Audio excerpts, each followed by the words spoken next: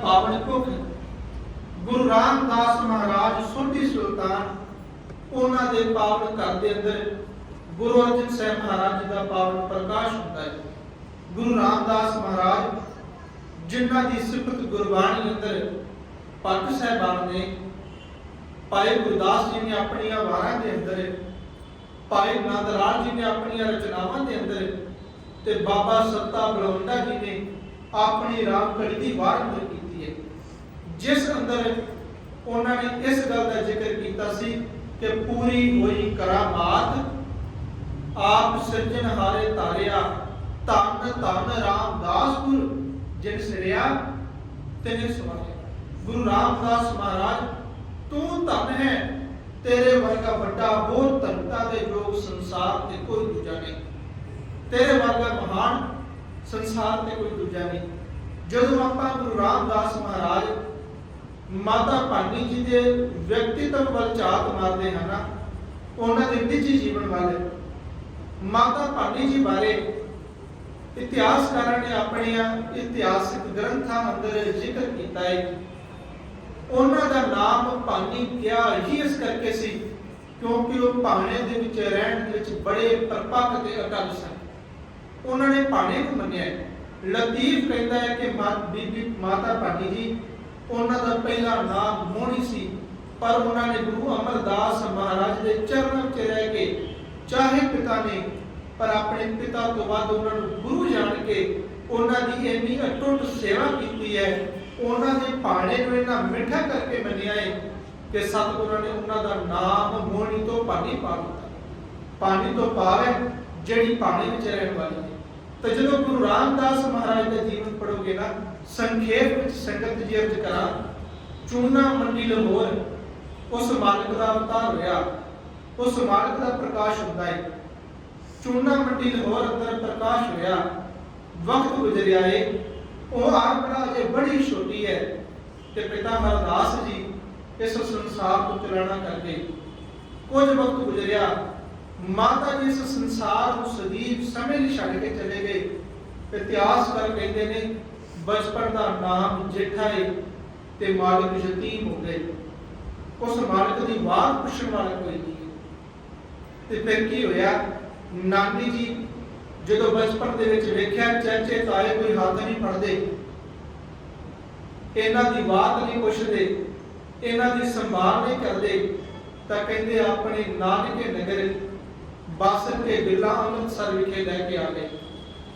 उत्थे मालिक की परवरिश तुसीं अज भी संसार ते वेख्या होवेगा, जिहड़ा बच्चा यतीम हो जाता है ना संगत जी, जिन्हों पुछण वाला कोई नहीं रहिंदा, वो मंगता बन जाता है ते गलियां दे विच मंगदा फिरदा है अपने पेट नूं पालण दे लई। पर गुरु रामदास महाराज की करनी वेखो, उस मालिक का पवित्र जीवन वेखो, उन्हां नूं रिजक देण वाला कोई ना रहा, उन्हां दे सिर ते मां बाप दा साया ना रहा।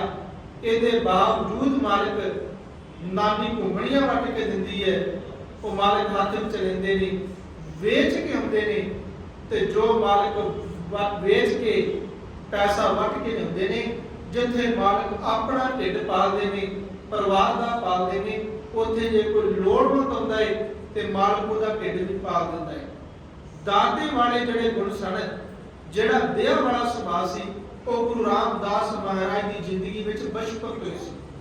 तो जदों गुरु अर्जन साहब महाराज का जीवन पढ़िए तो गुरु अर्जन देव महाराज की महिमा लिखते हुए पातशाह साहबान ने बड़ा सुंदर कहा सी, कहता है जन्मत गुरमत ब्रह्म पछाणियो कि गुरु अर्जन देव जी महाराज तुसी जन्म तो ही ब्रह्म दे विच मिले हुए हो, तुहाडे विच ते परमात्मा विच कोई फर्क नहीं। गुरबाणी पढ़ोगे तो सतगुरु ने इस गल का जिक्र किया है कि जदों एक बच्चा अपनी मां के पेट विच है, कुख दे विच है, ओदी सुरत परमात्मा नाल जुड़ी है, तो जदों मां के उदर विचों बाहर आ जावे तो मालिक कहते दी सुरत माया वाले पासे लग जाती है।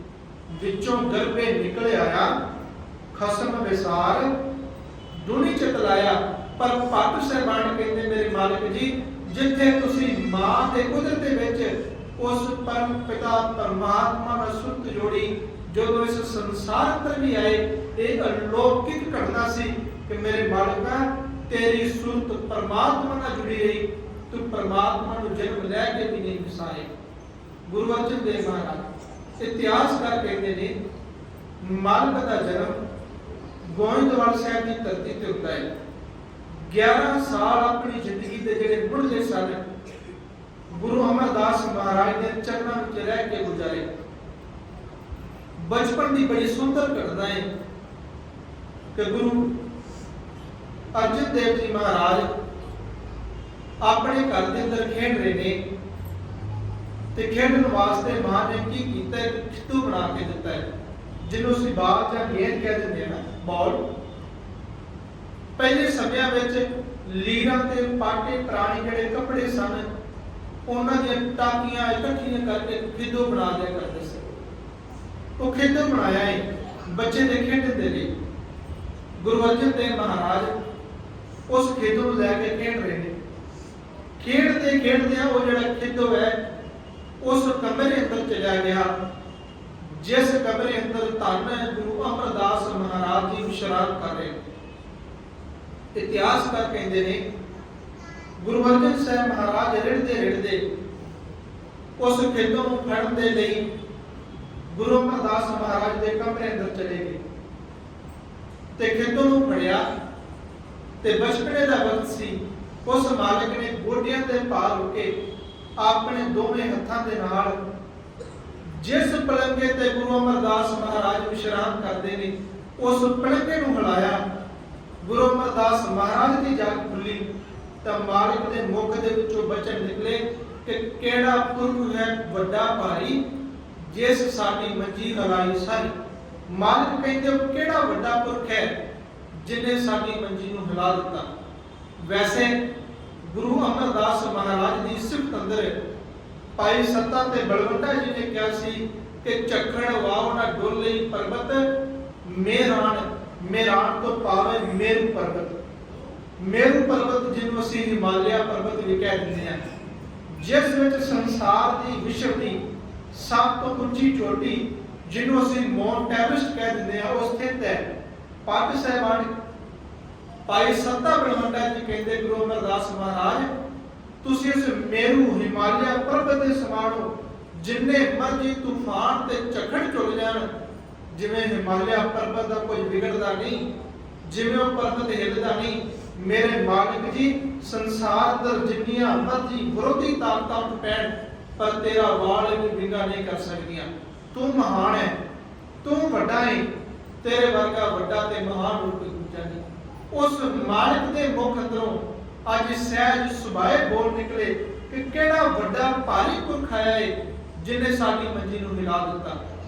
ते जदों गुरु अर्जन साहब महाराज दी संगत जी पावन बाणी पढ़दे हैं ना, मालिक ने उस बाणी अंदर साडे ते कृपा कीती सी कि साधु बोले सहज सुभाए, साधु का बोलिया बिरथा ना।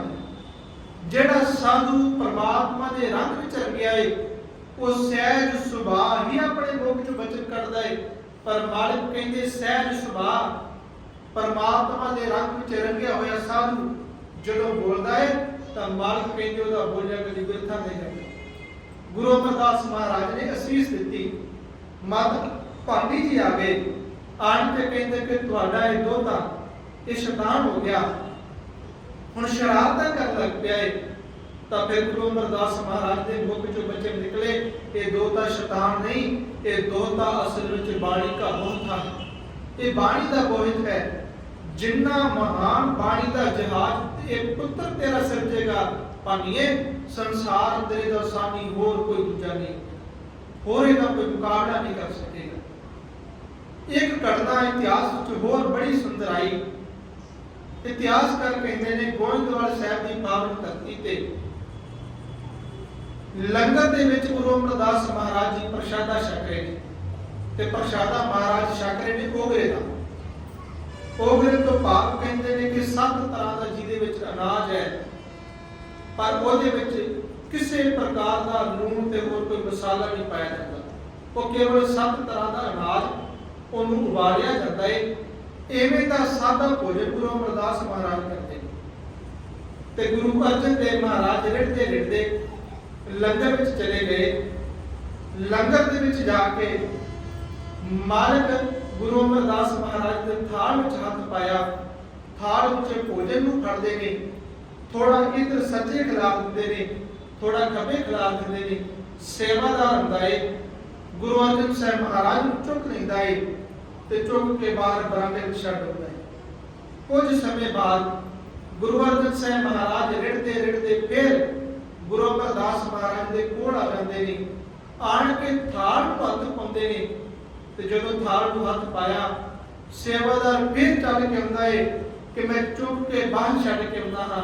ਤਾਂ ਗੁਰੂ ਅਮਰਦਾਸ ਮਹਾਰਾਜ ਨੇ ਬਾਹਰ ਗੁਰੂ ਅਰਜਨ ਦੇਵ ਮਹਾਰਾਜ ਨੂੰ ਚੁੱਕਿਆ ਤੇ ਚੁੱਕ ਕੇ ਆਪਣੀ ਗੋਦੀ ਵਿੱਚ ਬਿਠਾ ਲਿਆ ਤੇ ਗੋਦੀ ਵਿੱਚ ਬਿਠਾ ਕੇ ਕਹਿੰਦੇ ਨੇ, ਆ ਓਏ ਮੇਰੇ ਥਾਲ ਦੇ ਵਾਰਸਾ।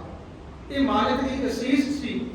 ਇਹ ਸੁੱਤੇ ਸਿੱਖ ਮੇਰੇ ਮਾਲਕ ਦੇ ਹਿਰਦੇ ਚੋਂ ਬਚਨ ਨਿਕਲਦੇ ਸਨ, ਜਿਹੜੇ ਇਸ ਗੱਲ ਦਾ ਪ੍ਰਤੀਕ ਸਨ ਕਿ ਆਉਣ ਵਾਲੇ ਵਕਤ ਅੰਦਰ ਗੁਰੂ ਨਾਨਕ ਦੇ ਘਰ ਦੀ ਗੁਰਗੱਦੀ ਦੀ ਜਿਹੜੀ ਜ਼ਿੰਮੇਵਾਰੀ ਹੈ ਉਹ ਸੱਚੇ ਪਾਤਸ਼ਾਹ ਗੁਰੂ ਅਰਜਨ ਦੇਵ ਮਹਾਰਾਜ ਦੇ ਸਿਰ ਉੱਪਰ ਆ ਗਈ। ਉਹ ਤਖਤ ਜਿਹੜਾ ਸਦੀਵ ਤਖਤ ਹੈ, ਜਿਹੜਾ ਕਦੇ ਹਿੱਲਦਾ ਨਹੀਂ, ਜਿਹੜਾ ਕਦੇ ਝੁਕਦਾ ਨਹੀਂ, ਜਿਹੜਾ ਕਦੇ ਖਤਮ ਨਹੀਂ ਹੁੰਦਾ, ਉਹ ਤਖਤ ਆਉਣ ਵਾਲੇ ਸਮੇਂ ਅੰਦਰ ਗੁਰੂ ਅਰਜਨ ਸਾਹਿਬ ਮਹਾਰਾਜ ਦੇ ਸਿਰ ਉੱਪਰ ਝੁਲੇਗਾ। ਉਹ ਚੌਰ ਉਸ ਤਖਤ ਦੇ ਮਾਲਕ ਗੁਰੂ ਅਰਜਨ ਸਾਹਿਬ ਮਹਾਰਾਜ ਹੋਣਗੇ। ਇਤਿਹਾਸ ਕਹਿੰਦਾ ਹੈ ਗੁਰੂ ਅਮਰਦਾਸ ਮਹਾਰਾਜ ਵਿਸ਼ਰਾਮ ਕਰਦੇ ਇੱਕ ਦਿਨ ਬਾਹਰ ਵਿਹੜੇ ਵਿੱਚ ਨਿਕਲੇ ਨੇ। ਮਾਤਾ ਭਾਨੀ ਜੀ ਅਤੇ ਮਾਤਾ ਬੀਬੀ ਆਤਮਾ ਦੇਵ ਜੀ, ਜਿਹੜੇ ਮੋਹਰੀ ਜੀ ਦੇ ਧਰਮ ਪਤਨੀ ਸਨ, ਨਨਾਣ ਭਰਜਾਈ ਵਿਹੜੇ ਵਿੱਚ ਕੋਈ ਕੰਮ ਕਰ ਰਹੀਆਂ ਨੇ ਤੇ ਗੁਰੂ ਅਮਰਦਾਸ ਮਹਾਰਾਜ ਨੇ ਕਿਹਾ, ਭਾਨੀਏ ਤੂੰ ਸਾਡੀ ਸੇਵਾ ਬੜੀ ਕੀਤੀ ਹੈ, ਅਸੀਂ ਤੇਰੇ ਤੇ ਖੁਸ਼ ਹਾਂ। ਤੂੰ ਭਾਣੇ ਨੂੰ ਬੜਾ ਮੰਨਦੀ ਹੈ, ਪਰ ਮੇਰੀ ਧੀਏ ਜੇ ਰੱਬ ਦਾ ਹੁਕਮ ਹੋਵੇ, ਤੇਰਾ ਪਤੀ ਰਾਮਦਾਸ ਜੇ ਸੰਸਾਰ ਨੂੰ ਛੱਡ ਕੇ ਚਲਾ ਜਾਏ ਤਾਂ ਤੂੰ ਕੀ ਕਰੇਂਗੀ? ਮਾਤਾ ਭਾਨੀ ਜੀ ਨੇ ਹੱਥ ਜੋੜੇ, ਸਿਰ ਝੁਕਾਇਆ ਤੇ ਕਿਹਾ, ਮੇਰੇ ਮਾਲਕ, ਮੇਰੇ ਪਿਤਾ ਗੁਰਦੇਵ, ਜੇ ਤੁਹਾਡੀ ਇਹ ਰਜ਼ਾ ਹੈ ਕਿ ਮੇਰੇ ਸਿਰ ਦਾ ਸਾਈਂ ਮੇਰਾ ਪਤੀ ਪਰਮੇਸ਼ਵਰ ਮੈਨੂੰ ਤੇ ਇਸ ਸੰਸਾਰ ਨੂੰ ਛੱਡ ਕੇ ਚਲਾ ਜਾਵੇ ਤੇ ਮੇਰੇ ਮਾਲਕਾ ਮੈਨੂੰ ਤੇਰੀ ਰਜ਼ਾ ਕਬੂਲ ਹੈ। ਤਾਂ ਗੁਰੂ ਅਮਰਦਾਸ ਮਹਾਰਾਜ ਨੇ ਕਿਹਾ, ਭਾਨੀਏ ਤੇਰਾ ਇਸ ਭਾਣੇ ਨੂੰ ਮੰਨਣਾ ਹੀ ਸਾਨੂੰ ਬਣਾ ਲੈਂਦਾ ਹੈ। ਅਸੀਂ ਤੇਰੇ ਹੁਕਮ ਨੂੰ ਟਾਲ ਨਹੀਂ ਸਕਦੇ, ਅਸੀਂ ਤੇਰੀ ਗੱਲ ਨੂੰ ਟਾਲ ਨਹੀਂ ਸਕਦੇ। ਮਾਲਕ ਕਹਿੰਦੇ, ਹੁਣ ਅਸੀਂ ਆਪਣੀ ਜ਼ਿੰਦਗੀ ਦੇ, ਆਪਣੀ ਉਮਰ ਦੇ ਤਕਰੀਬਨ 7 ਸਾਲ ਇਤਿਹਾਸਕਾਰ ਕਹਿੰਦੇ ਨੇ ਕਿ ਗੁਰੂ ਅਮਰਦਾਸ ਮਹਾਰਾਜ ਨੇ ਆਪਣੀ ਜ਼ਿੰਦਗੀ ਦੇ, ਆਪਣੀ ਉਮਰ ਦੇ 6 ਸਾਲ 11 ਮਹੀਨੇ ਤੇ 17 ਦਿਨ ਜਿਹੜੀ ਉਮਰ ਹੈ ਉਹ ਗੁਰੂ ਰਾਮਦਾਸ ਮਹਾਰਾਜ ਨੂੰ ਸੌਂਪ ਕੇ ਸਨ 1574 ਈਸਵੀ ਵਿੱਚ ਗੋਇੰਦਵਾਲ ਦੀ ਧਰਤੀ ਦੇ ਉੱਪਰ ਜੋਤੀ ਜੋਤ ਸਮਾ ਗਏ। ਗੁਰੂ ਰਾਮਦਾਸ ਮਹਾਰਾਜ ਨੂੰ ਗੁਰਿਆਈ ਮਿਲੀ। ਜੋਤੀ ਜੋਤ ਸਮਾਉਣ ਤੋਂ ਪਹਿਲਾਂ ਮੇਰੇ ਉਸ ਮਾਲਿਕ ਨੇ ਹੁਕਮ ਕੀਤਾ ਕਿ ਗੁਰੂ ਰਾਮਦਾਸ ਜੀ, ਅੱਜ ਤੋਂ ਤੁਸੀਂ ਗੁਰੂ ਨਾਨਕ ਦੀ ਗੱਦੀ ਦੇ ਵਾਰਸ ਹੋ ਤੇ ਸਾਡਾ ਇੱਕ ਬਚਨ ਆਪਣੇ ਹਿਰਦੇ 'ਚ ਵਸਾਉਣਾ।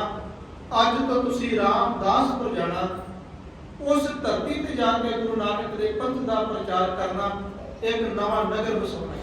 ਇਹਦੇ ਤੋਂ ਬਾਅਦ ਮਾਲਕ ਰਾਮਦਾਸਪੁਰ ਦੀ, ਜਿਹਨੂੰ ਚੱਕ ਰਾਮਦਾਸ ਵੀ ਕਹਿੰਦੇ ਨੇ, ਉਹਦਾ ਬਾਅਦ ਵਿੱਚ ਨਾਮ ਮਾਨ ਕੇ ਜਿਹੜਾ ਸ਼੍ਰੀ ਅੰਮ੍ਰਿਤਸਰ ਪੈ ਗਿਆ, ਉਸ ਜਗ੍ਹਾ ਤੇ ਇੱਕ ਨਵਾਂ ਨਗਰ ਵਸਾਉਣਾ ਹੈ। ਗੁਰੂ ਅਮਰਦਾਸ ਮਹਾਰਾਜ ਜੋਤੀ ਜੋਤ ਸਮਾ ਗਏ। ਗੁਰੂ ਰਾਮਦਾਸ ਮਹਾਰਾਜ ਆਪਣੇ 3 ਪੁੱਤਰਾਂ ਸਮੇਤ ਅੰਮ੍ਰਿਤਸਰ ਸਾਹਿਬ ਦੀ ਪਾਵਨ ਧਰਤੀ ਤੇ ਆ ਗਏ। 3 ਪੁੱਤਰ ਸਨ। ਬਾਬਾ ਪ੍ਰਿਥੀ ਚੰਦ ਜੀ, ਜਿਹੜੇ ਸਭ ਤੋਂ ਵੱਡੇ ਨੇ, ਜਿਨ੍ਹਾਂ ਦਾ ਜਨਮ ਸਨ 1557 ਈਸਵੀ ਗੋਇੰਦਵਾਲ ਸਾਹਿਬ ਦੀ ਧਰਤੀ ਤੇ ਹੋਇਆ। ਉਹਨਾਂ ਤੋਂ ਛੋਟੇ ਨੇ ਬਾਬਾ ਮੋਹਨ ਜੀ, ਮਹਾਦੇਵ, ਮਾਫ ਕਰਨਾ, ਬਾਬਾ ਮਹਾਦੇਵ ਜੀ, ਜਿਨ੍ਹਾਂ ਦਾ ਜਨਮ ਸਨ 1560 ਈਸਵੀ ਦੇ ਵਿੱਚ ਗੋਇੰਦਵਾਲ ਦੀ ਧਰਤੀ ਤੇ ਹੁੰਦਾ ਹੈ। ਤੇ ਤੀਸਰੇ ਪੁੱਤਰ ਨੇ ਧੰਨ ਸਤਿਗੁਰੂ ਗੁਰੂ ਅਰਜਨ ਦੇਵ ਜੀ ਮਹਾਰਾਜ, ਜਿਨ੍ਹਾਂ ਦਾ ਜਨਮ ਸਨ 1563 ਈਸਵੀ ਵਿੱਚ। ਮਾਲਕ ਆਪਣੇ 3 ਪੁੱਤਰਾਂ ਨੂੰ ਨਾਲ ਲੈ ਕੇ ਰਾਮਦਾਸਪੁਰ ਵਿਖੇ ਆ ਜਾਂਦੇ ਨੇ। ਉੱਥੇ ਆਣ ਕੇ ਮਾਲਕ ਨੇ ਉਸ ਪਾਵਨ ਨਗਰ ਨੂੰ ਵਸਾਇਆ। ਉਸ ਨਗਰ ਦੇ ਅੰਦਰ 52 ਤਰ੍ਹਾਂ ਦੇ ਵਪਾਰੀ ਆਂਦੇ ਤੇ ਸਿੱਖ ਧਰਮ ਦਾ ਇੱਕ ਨਵੇਂ ਕੇਂਦਰ ਦੀ ਸਥਾਪਨਾ ਕੀਤੀ। ਸਰਵਉੱਚ ਕੇਂਦਰ ਜਿਸ ਹਰਮੰਦਰ ਸਾਹਿਬ ਦੇ ਤੁਲ ਸੰਸਾਰ ਤੇ ਹੋਰ ਕੋਈ ਦੂਜਾ ਧਾਰਮਿਕ ਸਥਾਨ ਨਹੀਂ ਹੋ ਸਕਦਾ। ਗੁਰੂ ਰਾਮਦਾਸ ਮਹਾਰਾਜ ਨੂੰ ਦੀ ਮੋੜੀ ਗੱਡੀ ਹੈ, ਉਸ ਨਗਰ ਨੂੰ ਵਸਾਇਆ। ਗੁਰੂ ਅਰਜਨ ਦੇਵ ਜੀ ਮਹਾਰਾਜ ਬਚਪਨ ਤੋਂ ਹੀ ਸ਼ਾਂਤੀ ਸੁਭਾਅ ਦੇ ਮਾਲਕ ਨੇ, ਸੇਵਾ ਦੇ ਪੁੰਜ ਨੇ। ਇੱਕ ਗੱਲ ਯਾਦ ਰੱਖਿਓ, ਗੁਰੂ ਅਰਜਨ ਦੇਵ ਜੀ ਮਹਾਰਾਜ ਦੇ ਕੋਲ ਜਿਹੜਾ ਸਭ ਤੋਂ ਵੱਡਾ ਗੁਣ ਹੈ, ਮਾਲਕ ਦੇ ਕਹਿਣ ਦੇ ਮੁਤਾਬਕ ਉਹ ਗੁਰੂ ਅਰਜਨ ਦੇਵ ਜੀ ਮਹਾਰਾਜ ਕਹਿੰਦੇ ਸਾਡੇ ਕੋਲ ਗਰੀਬੀ ਹੈ, ਸਾਡੇ ਕੋਲ ਨਿਮਰਤਾ ਹੈ। ਤੇ ਮਾਲਕ ਨੇ ਕਿਹਾ ਨਿਮਰਤਾ ਇੰਨਾ ਵੱਡਾ ਹਥਿਆਰ ਧਰਮ ਦਾ ਪੜਿਆ, ਜਿਹਦੇ ਹਿਰਦੇ ਵਿੱਚ ਨਿਮਰਤਾ ਆਣ ਕੇ ਵਸ ਜਾਵੇ, ਗਰੀਬੀ ਆਣ ਕੇ ਵਸ ਜਾਵੇ, ਉਸ ਦੇ ਸਾਹਮਣੇ ਸੰਸਾਰ ਦਾ ਕੋਈ ਦੂਜਾ ਵਿਕਾਰ ਨਹੀਂ ਟਿਕ ਸਕਦਾ। ਜਿਹਦੇ ਹਿਰਦੇ ਵਿੱਚ ਨਿਮਰਤਾ ਵਸ ਗਈ, ਇਸੇ ਕਰਕੇ ਮਾਲਕ ਨੇ ਕਿਹਾ ਸੀ ਕਿ ਗਰੀਬੀ ਗਦਾ ਹਮਾਰੀ, ਖੰਡਾ ਰੇਣ ਸਗਲ ਸਾਰੀ, ਇਸ ਆਗੇ ਕੋ ਨਾ ਟਿਕੇ ਵਿਕਾਰ। ਮਾਲਕ ਕਹਿੰਦੇ ਗਦਾ ਤੋਂ ਭਾਵ ਹੈ ਬੁਰਜ, ਉਹ ਬੁਰਜ ਜਿਹਨੂੰ ਹਥਿਆਰ ਦੇ ਤੌਰ ਤੇ ਮੈਦਾਨੇ ਜੰਗ ਦੇ ਸੂਰਮੇ ਲੜਨ ਲੱਗੇ ਵਰਤਦੇ ਨੇ। ਮਾਲਕ ਕਹਿੰਦੇ ਉਹ ਸਾਡਾ ਹਥਿਆਰ ਹੈ, ਉਹ ਹਥਿਆਰ ਇੰਨਾ ਸ਼ਕਤੀਸ਼ਾਲੀ ਹੈ ਕਿ ਉਹਦੇ ਸਾਹਮਣੇ ਸੰਸਾਰ ਦਾ ਕੋਈ ਦੂਜਾ ਸੂਰਮਾ ਉੱਟੇ ਨਹੀਂ ਸਕਦਾ। ਜਦੋਂ ਤੁਸੀਂ ਗੁਰਬਾਣੀ ਪੜ੍ਹੋਗੇ ਨਾ ਤਾਂ ਬਾਬਾ ਫਰੀਦ ਜੀ ਨੇ ਬੜਾ ਸੁੰਦਰ ਜ਼ਿਕਰ ਕੀਤਾ।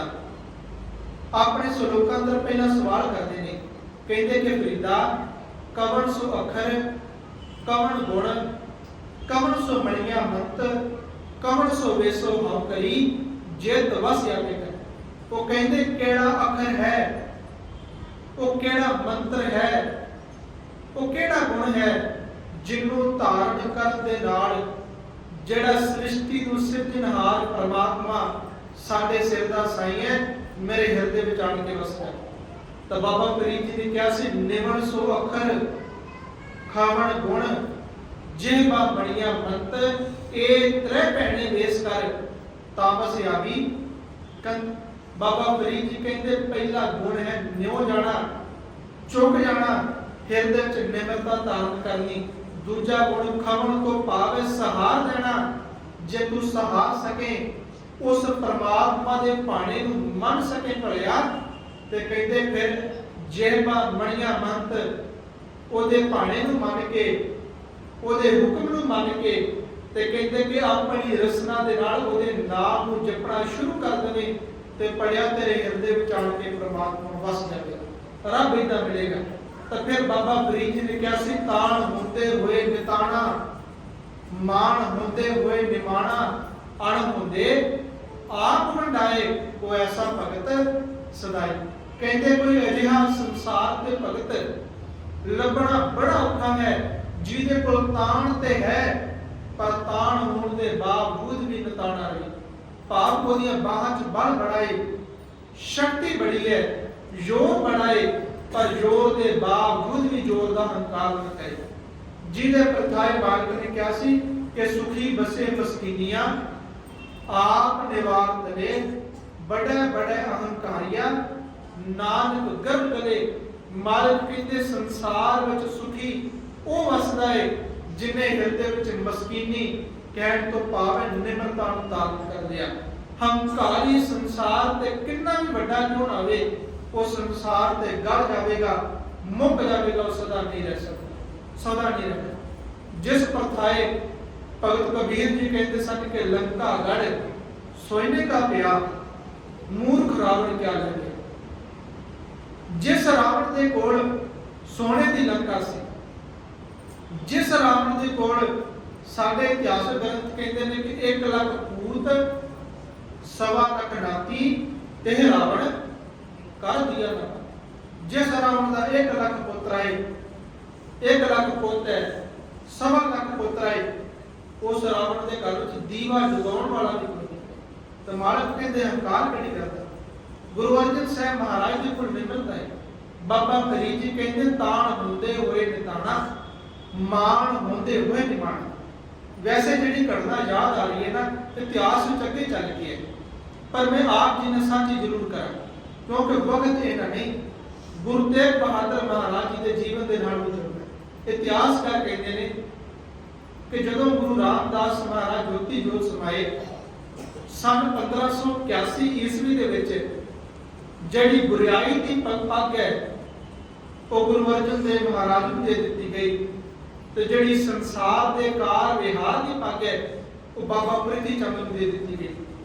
ਬਾਬਾ ਪ੍ਰਿਥੀ ਚੰਦ ਜਿਨ੍ਹਾਂ ਨੇ ਗੁਰੂ ਰਾਮਦਾਸ ਮਹਾਰਾਜ ਦੇ ਹੁਕਮ ਦਾ ਵਿਰੋਧ ਕੀਤਾ ਤੇ ਇਹ ਗੱਲ ਤੇ ਜ਼ੋਰ ਦਿੱਤਾ ਕਿ ਦੋਵੇਂ ਪੱਗਾਂ ਮੈਨੂੰ ਮਿਲਣੇ ਚਾਹੀਦੀਆਂ ਨੇ, ਮੈਂ ਵੱਡਾ ਹਾਂ ਤੇ ਵੱਡਾ ਹੋਣ ਦੇ ਨਾਤੇ ਗੁਰਗੱਦੀ ਦਾ ਵਾਰਸ ਮੈਂ ਹਾਂ, ਮੇਰਾ ਹੱਕ ਬਣਦਾ ਹੈ ਕਿ ਮੈਂ ਗੁਰਤਾ ਗੱਦੀ ਤੇ ਬਿਰਾਜਮਾਨ ਹੋਵਾਂ। ਤਾਂ ਗੁਰੂ ਰਾਮਦਾਸ ਮਹਾਰਾਜ ਨੇ ਕਿਹਾ ਸੀ ਭਲਿਆ ਇੱਥੇ ਵੱਡੇ ਤੇ ਛੋਟੇ ਤੋਂ ਭਾਵ ਨਹੀਂ, ਇੱਥੇ ਭਾਵ ਕਿਸੇ ਦੀ ਸੇਵਾ ਤੋਂ ਹੈ, ਕਿਸੇ ਦੀ ਭਾਵਨਾ ਤੋਂ ਹੈ।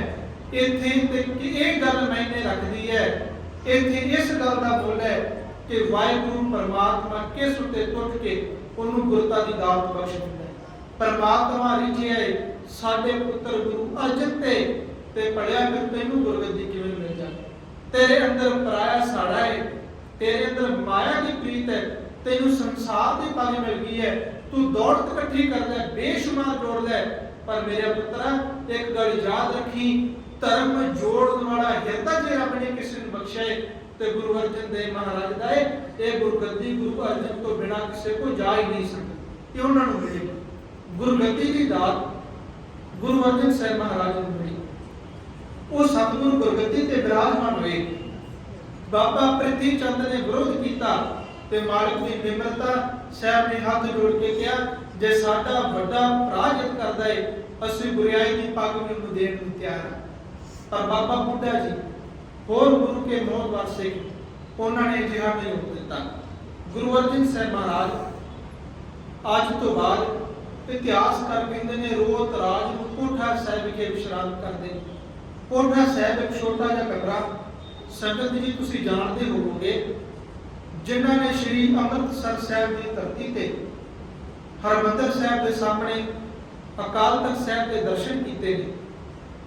ਜਿਸ ਜਗ੍ਹਾ ਤੇ ਗੁਰੂ ਗ੍ਰੰਥ ਸਾਹਿਬ ਮਹਾਰਾਜ ਦਾ ਰੋਜ਼ਾਨਾ ਸੁਖ ਆਸਨ ਕੀਤਾ ਜਾਂਦਾ ਹੈ, ਰਾਤ ਨੂੰ ਅੰਮ੍ਰਿਤ ਵੇਲੇ ਤੋਂ ਜਿਸ ਵਕਤ ਜਿਸ ਜਗ੍ਹਾ ਤੋਂ ਗੁਰੂ ਗ੍ਰੰਥ ਸਾਹਿਬ ਦਾ ਪਾਵਨ ਸਰੂਪ ਹਰਮੰਦਰ ਸਾਹਿਬ ਵਿਖੇ ਪ੍ਰਕਾਸ਼ ਕਰਨ ਲਈ ਲੈ ਕੇ ਆਂਦਾ ਜਾਂਦਾ ਹੈ, ਉਸ ਜਗ੍ਹਾ ਦਾ ਨਾਮ ਹੈ ਕੋਠਾ ਸਾਹਿਬ। ਤੇ ਜਿਸ ਜਗ੍ਹਾ ਤੇ ਗੁਰੂ ਦਾ ਟਿਕਾਣਾ ਸੀ ਗੁਰੂ ਰਾਮਦਾਸ ਮਹਾਰਾਜ ਦਾ, ਪ੍ਰਿੰਸੀਪਲ ਸਤਬੀਰ ਸਿੰਘ ਜੀ ਕਹਿੰਦੇ ਨੇ ਗੁਰੂ ਕਾ ਮਹਿਲ, ਗੁਰੂ ਕੇ ਮਹਿਲ ਵਿਖੇ ਹੀ ਗੁਰੂ ਹਰਗੋਬਿੰਦ ਸਾਹਿਬ ਮਹਾਰਾਜ ਰਹੇ। ਗੁਰੂ ਕੇ ਮਹਿਲ ਵਿਖੇ ਹੀ ਗੁਰੂ ਤੇਗ ਬਹਾਦਰ ਮਹਾਰਾਜ ਜੀ ਦਾ ਪ੍ਰਕਾਸ਼ ਹੁੰਦਾ ਹੈ। ਪਰ ਬਾਬਾ ਪ੍ਰਿਥੀ ਚੰਦ ਕਹਿੰਦਾ ਇਸ ਸ਼ਹਿਰ ਤੇ ਹੱਕ ਮੇਰਾ ਹੈ, ਇਹ ਸ਼ਹਿਰ ਮੇਰੇ ਪਿਤਾ ਨੇ ਵਸਾਇਆ ਹੈ, ਇਸ ਸ਼ਹਿਰ ਦਾ ਮੈਂ ਮਾਲਕ ਹਾਂ ਤੇ ਵੱਡਾ ਪੁੱਤਰ ਹੋਣ ਦੇ ਨਾਤੇ ਗੁਰੂ ਕੇ ਮਹਿਲ ਵਿਖੇ ਵੀ ਮੈਂ ਰਵਾਂਗਾ।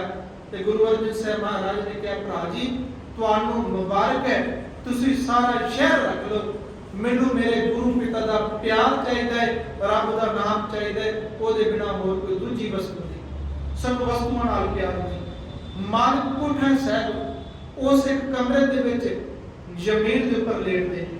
ਤੁਸੀਂ ਇਤਿਹਾਸ ਤੋਂ ਜਾਣੋ, ਜਦੋਂ ਆਦਿ ਗ੍ਰੰਥ ਸਾਹਿਬ ਜੀ ਦਾ ਪਹਿਲਾ ਪ੍ਰਕਾਸ਼ ਸ੍ਰੀ ਹਰਿਮੰਦਰ ਸਾਹਿਬ ਅੰਦਰ ਕੀਤਾ ਹੈ, ਉਸ ਦਿਨ ਤੋਂ ਉਸ ਕੋਠਾ ਸਾਹਿਬ ਅੰਦਰ ਪਲੰਘਾ ਸਜਾਇਆ ਗਿਆ। ਤਾਂ ਗੁਰੂ ਅਰਜਨ ਦੇਵ ਮਹਾਰਾਜ ਨੇ ਕਿਹਾ ਸੀ ਪਲੰਘੇ ਤੇ ਗੁਰੂ ਗ੍ਰੰਥ ਸਾਹਿਬ ਦਾ ਸਰੂਪ ਹੋਵੇਗਾ, ਅਸੀਂ ਉਸ ਪਲੰਘੇ ਦੇ ਥੱਲੇ ਵਿਸ਼ਰਾਮ ਕਰਾਂਗੇ। ਉਸ ਦਿਨ ਤੋਂ ਮਾਲਕ ਥੱਲੇ ਵਿਸ਼ਰਾਮ ਕਰਦੇ ਸੀ ਉਸ ਕੋਠਾ ਸਾਹਿਬ ਦੇ। ਇਤਿਹਾਸਕਾਰ ਕਹਿੰਦਾ ਕਿ ਮਾਲਕ ਨਿਮਰਤਾ ਦਾ ਪੁੰਜ ਹੈ। ਨਿਮਰਤਾ ਕਿੰਨੀ ਹੈ ਮਾਲਕ ਦੇ ਹਿਰਦੇ ਵਿੱਚ। ਭਾਈ ਗੁਰਦਾਸ ਜੀ ਨੇ ਗੁਰੂ ਅਰਜਨ ਸਾਹਿਬ ਮਹਾਰਾਜ ਦੀ ਸ਼ਖਸੀਅਤ ਦੇ ਬਾਬਤ ਆਪਣੀਆਂ ਵਾਰਾਂ ਦਾ ਬੜਾ ਸੁੰਦਰ ਜ਼ਿਕਰ ਕੀਤਾ। ਉਹ ਕਹਿੰਦੇ ਗੁਰੂ ਅਰਜਨ ਸਾਹਿਬ ਮਹਾਰਾਜ ਦਾ ਸੁਭਾਅ ਕਿਵੇਂ ਦਾ ਹੈ। ਕਹਿੰਦੇ ਕਿ ਰਹਿੰਦੇ ਗੁਰ ਦਰਿਆਓ ਵਿੱਚ ਮੀਨ ਪੁਲੀਨ। ਕਹਿੰਦੇ ਕਿ ਗੁਰੂ ਅਰਜਨ ਦੇਵ ਜੀ ਮਹਾਰਾਜ ਦੀ ਜਿਹੜੀ ਸੁਰਤ ਹੈ ਇਵੇਂ ਹੈ ਜਿਵੇਂ ਦਰਿਆ ਦੇ ਵਿੱਚ ਮੱਛੀ ਰਹਿ ਰਹੀ ਹੈ।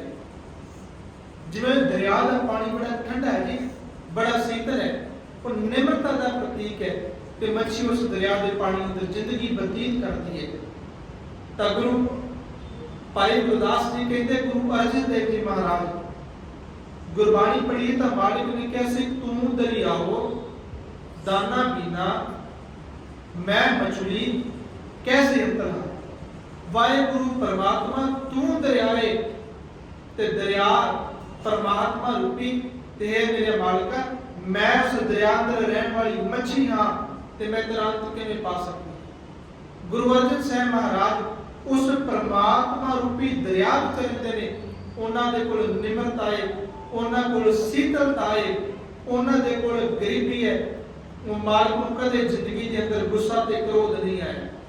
ਤੁਸੀਂ ਇਤਿਹਾਸ ਪੜ੍ਹੋਗੇ ਨਾ, ਜੇ ਸੁਲਹੀ ਖਾਨ ਚੜ ਕੇ ਆਉਂਦਾ ਹੈ ਤਾਂ ਇਤਿਹਾਸਕਾਰ ਕਹਿੰਦੇ ਨੇ ਕਿ ਗੁਰੂ ਅਰਜਨ ਸਾਹਿਬ ਮਹਾਰਾਜ ਨੂੰ ਖਬਰ ਦਿੱਤੀ ਸਿੱਖਾਂ ਨੇ ਕਿ ਮੇਰੇ ਮਾਲਕ ਜੀ ਪ੍ਰਿਥੀ ਚੰਦ ਦਾ ਭੜਕਾਇਆ ਹੋਇਆ ਸੁਲਹੀ ਖਾਨ ਚੜ ਕੇ ਆ ਰਿਹਾ ਹੈ ਤੇ ਕਹਿੰਦਾ ਕਿ ਗੁਰੂ ਅਰਜਨ ਦੇਵ ਮਹਾਰਾਜ ਨੂੰ ਛੱਡਣਾ ਨਹੀਂ, ਸ਼ਹੀਦ ਕਰ ਦੇਵਾਂਗਾ ਤੇ ਮੇਰੇ ਮਾਲਕ ਜੀ ਕੁਝ ਕਰਨਾ ਚਾਹੀਦਾ ਹੈ।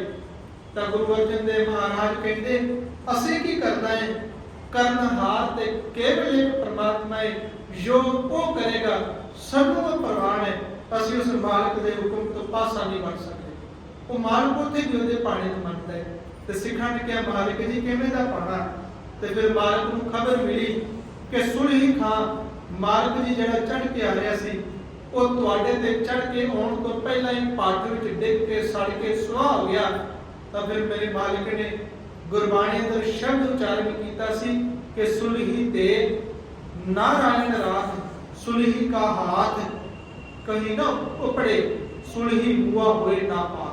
मेरे मालिक जी कहते कि सुलही खान तो जे कोई रखने वाला है ते मेरे मालिक तू है, तेरे बिना होर कोई दूजा। इतिहास की एक घटना आप जी ने साझी करके गुरु तेग बहादुर जी के जीवन ते संखेप चाहवांगे। इतिहासकार कहते हैं कि अमृतसर शहर की पावन धरती, उस धरती के लागे बंडारे के लागे एक नगर सी जिहदा नाम अजकल शेर पता है। एक सखी सरवर का पुजारी उत्थे रहिंदा है। उस इलाके तो भाई मंझ जी जेड़े पाकिस्तान के मौजूदा डेरा गाजी खान लागे निगाहे वाले पीर की कबर के ऊपर पूजा करने वास्ते जाया करते। निगाहे वाले पीर को पूजते हर साल जाते हैं। इतिहासकार कहते हैं कि एक वक्त गए जदों डेरा गाजी खान तो वापस मुड़ रहे ने, रस्ते रात हो गई, अमृतसर शहर के पावन अस्थान ते रुक गए ते मन में विचार आई कि क्यों ना सिखां दे गुरु के दर्शन किए जाण। मन में इच्छा पैदा आई, गुरु के दर्शन करने वास्ते भाई मंझ जी आ गए।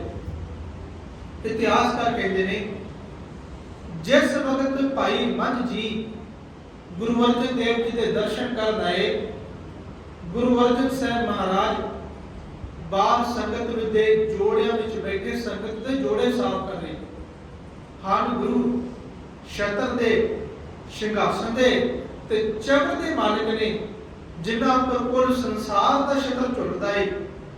वो मालिक बाहर बैठा है संगत के जोड़ियां दे विच ते गल विच पल्ला पा के ते संगत के जोड़े साफ कर रहे। मालिक भाई मंझ आंदा है, आण के कहंदा मैं सिखां दे गुरु दे दर्शन करने। तो गुरु अर्जन साहब महाराज कहंदे पढ़िया अंदर चला जा। भाई मंझ अंदर चला गया। संगत कीर्तन कर रही है, कीर्तन श्रवण कीता, सुरत जुड़ गई, आनंद बड़ा आया। संगत अगे बेनती करदा जिस मालिक की बाणी है मैं तुहाडे उस गुरु के दर्शन करने ने, किथे है गुरु।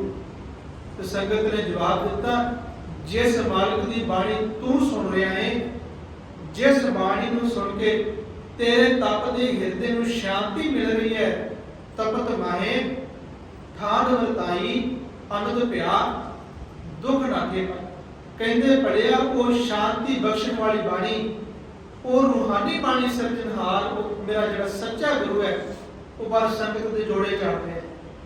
भाई मंझ की हैरानी की कोई हद ना रही कि जिस गुरु की सिफत दरबार में जुड़ के संगत कर रही होवे ते ये कहे कि गुरु अर्जन देव महाराज तेरे विच ते परमात्मा विच कोई फर्क नहीं, जिन्ने तैनूं वेख लिया उन्ने परमात्मा नूं वेख लिया। मेरे मालिका तेरे तुल संसार ते कोई दूजा नहीं। वो जिस गुरु की इन्नी महिमा होवे, जिस गुरु के सिर ते सत्र झुलदा होवे, जिस गुरु के सिर ते चौर हुंदा होवे ते गुरु बाहर बैठा संगत के जोड़े चाड़े।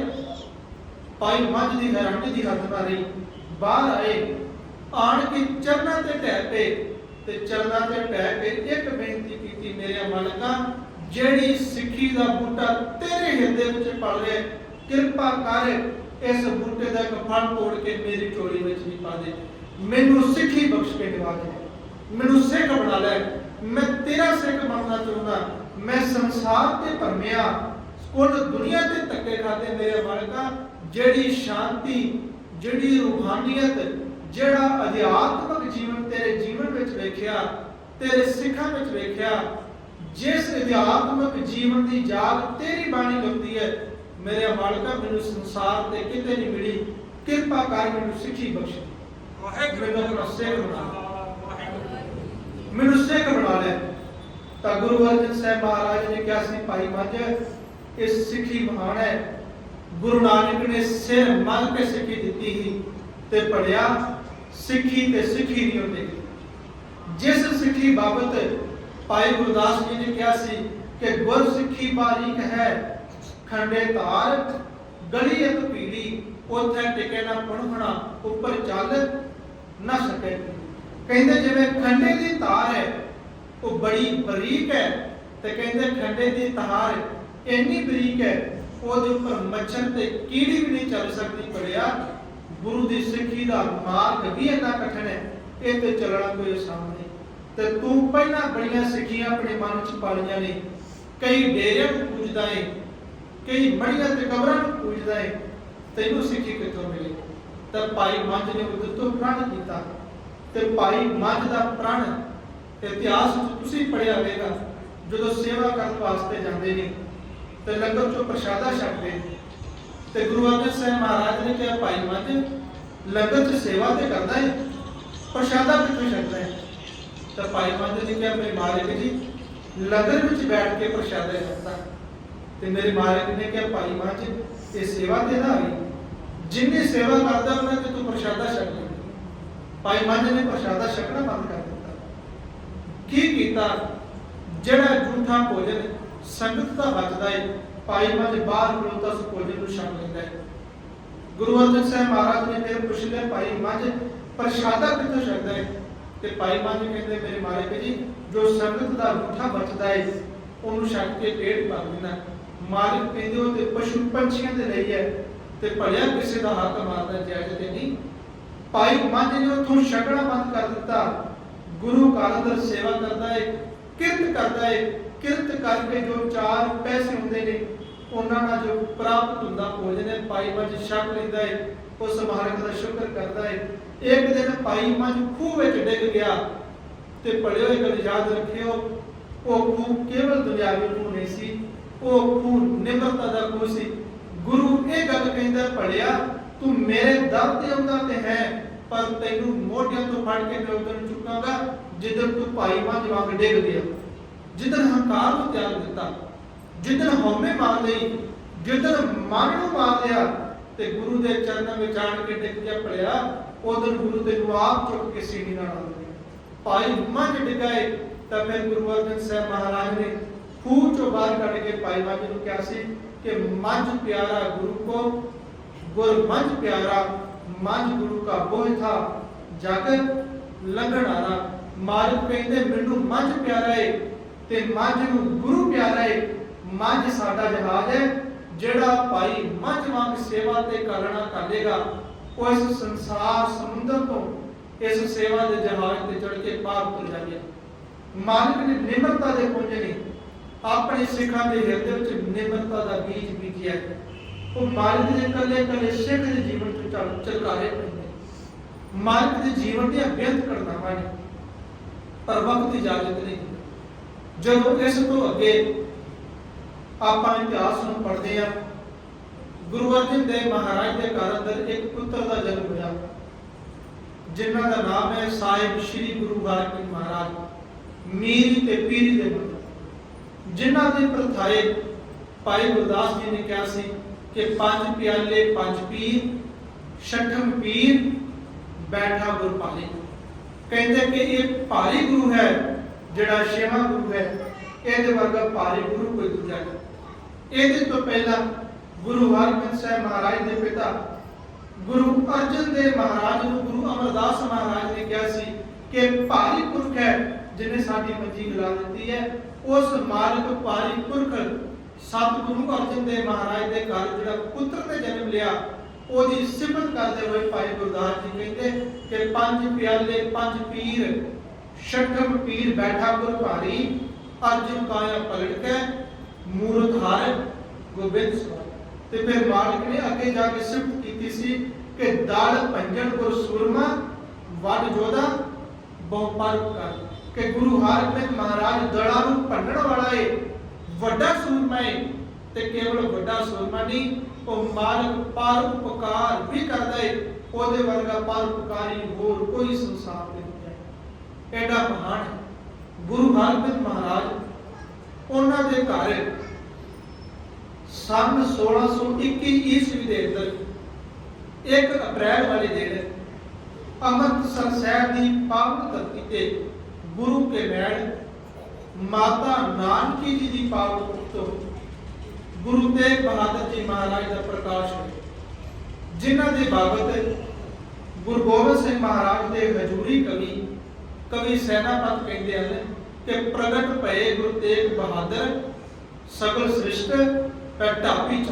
ਅਸੀਂ ਵੈਸੇ ਸਾਡੇ ਤੇ ਇੱਕ ਸ਼ਬਦ ਪ੍ਰਚਲਿਤ ਹੋ ਗਿਆ ਕਿ ਤੇਗ ਬਹਾਦਰ ਹਿੰਦ ਦੀ ਚਾਦਰ, ਪਰ ਸਾਡੀ ਇਤਿਹਾਸਿਕ ਪਰੰਪਰਾ ਇਹ ਕਹਿੰਦੀ ਹੈ ਕਿ ਗੁਰੂ ਤੇਗ ਬਹਾਦਰ ਜੀ ਕੇਵਲ ਹਿੰਦ ਨਹੀਂ, ਕੇਵਲ ਇੱਕ ਦੇਸ਼ ਨਹੀਂ ਭਲਿਆ, ਉਹ ਮਾਲਕ ਸਾਰੀ ਸ੍ਰਿਸ਼ਟੀ ਦਾ ਗੁਰੂ ਹੈ।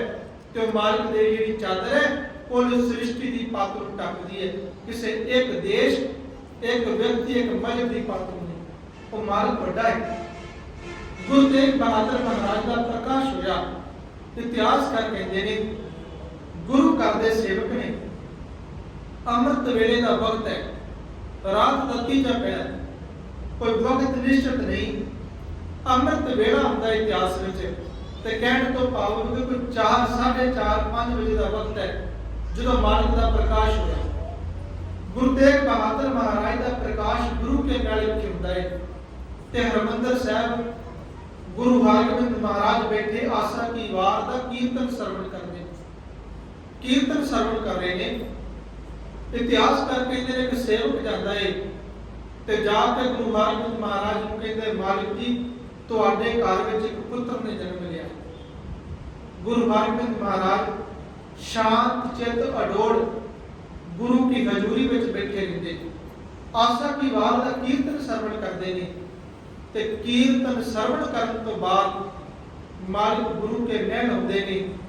ਆਣ ਕੇ ਇਤਿਹਾਸਕਾਰ ਕਹਿੰਦੇ ਨੇ ਉਹ ਭੋਰਾ ਜਿੱਥੇ ਮਾਤਾ ਨਾਨਕੀ ਜੀ ਦੇ ਨਾਲ ਬਾਲ ਗੁਰੂ ਤੇਗ ਬਹਾਦਰ ਮਹਾਰਾਜ ਪਏ ਨੇ, ਉੱਥੇ ਜਾਂਦੇ ਨੇ।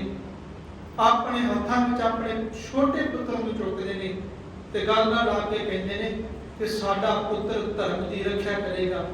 ਇਹ ਧਰਮ ਦੀ ਚਾਦਰ ਹੈ, ਇਹਦੇ ਤੋਂ ਵੱਡਾ ਧਰਮ ਰੱਖਿਅਕ ਸੰਸਾਰ ਤੇ ਕੋਈ ਦੂਜਾ ਨਹੀਂ। ਜਿੰਨੀ ਵੱਡੀ ਮਹਾਨ ਕੁਰਬਾਨੀ ਤੇ ਸ਼ਹੀਦੀ ਸਾਡਾ ਪੁੱਤਰ ਤੇਗ ਬਹਾਦਰ ਕਰੇਗਾ, ਇੰਨਾ ਬਹਾਦਰ, ਇੰਨੀ ਵੱਡੀ ਕੁਰਬਾਨੀ ਕਰਨ ਵਾਲਾ ਸੰਸਾਰ ਤੇ ਕੋਈ ਦੂਜਾ ਨਹੀਂ। ਇਹੀ ਕਾਰਨ ਹੈ ਅਸੀਂ ਅੱਜ ਵੀ ਇਹ ਸ਼ਬਦ ਪੜ੍ਹਦੇ ਹਾਂ ਕਿ ਠੀਕਰ ਔਰ ਦਲੀਸ ਸਿਰ ਪ੍ਰਭ ਪੁਰ ਕੀਆ ਪਿਆਨ, ਤੇਗ ਬਹਾਦਰ ਸੀ ਕਰਿਆ ਕਰੀ ਨਾ ਕਿਨਹੁਆ। ਜਿਹੜੀ ਕਿਰਿਆ ਗੁਰੂ ਤੇਗ ਬਹਾਦਰ ਮਹਾਰਾਜ ਨੇ ਕੀਤੀ ਹੈ, ਜਿਹੜੀ ਕੁਰਬਾਨੀ ਗੁਰੂ ਤੇਗ ਬਹਾਦਰ ਮਹਾਰਾਜ ਨੇ ਕੀਤੀ ਹੈ, ਤੇ ਇਤਿਹਾਸਕਾਰ ਕਹਿੰਦੇ ਗੁਰੂ ਗੋਬਿੰਦ ਸਿੰਘ ਮਹਾਰਾਜ ਕਹਿੰਦੇ ਇੰਨੀ ਵੱਡੀ ਕੁਰਬਾਨੀ ਸੰਸਾਰ ਤੇ ਕਿਸੇ ਹੋਰ ਦੂਜੇ ਮਹਾਂਪੁਰਸ਼ ਨੇ ਜਿੰਨੀ ਮਹਾਨ ਕੁਰਬਾਨੀ ਗੁਰੂ ਤੇਗ ਬਹਾਦਰ ਮਹਾਰਾਜ।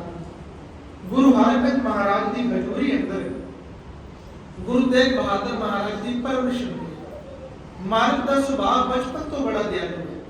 ਇਤਿਹਾਸਕਾਰ ਕਹਿੰਦੇ ਨੇ ਕਿ ਕੁਝ ਵਰਿਆਂ ਦੀ ਉਮਰ ਹੈ ਗੁਰੂ ਤੇਗ ਬਹਾਦਰ ਜੀ ਦੇ ਵੱਡੇ ਭਰਾਤਾ ਬਾਬਾ ਗੁਰਦਿੱਤਾ ਜੀ, 5 ਭਰਾ ਸਨ ਗੁਰੂ ਤੇਗ ਬਹਾਦਰ ਜੀ, ਇੱਕ ਭੈਣ ਸਨ ਬੀਬੀ ਵੀਰੋ ਜੀ।